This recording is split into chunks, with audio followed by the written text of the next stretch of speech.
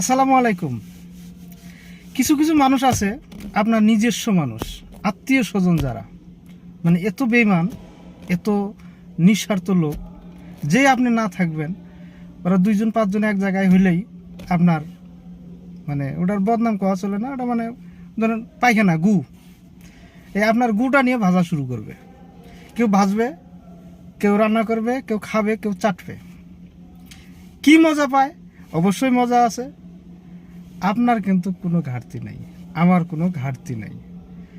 যেখানে আমি নাই অথচ আমার আলোচনা চলতেছে, তার মানে আমার গুয়ারা ভাজাভাজি করতেছে। আর করুক না, তাতে আমার অসুবিধে কোথায়?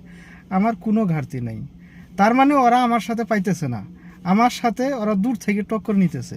আমি যেভাবে চলি, যেভাবে খাই, যেভাবে ঘুরি, মানে কোনো প্রকারেই আমার সাথে ওদের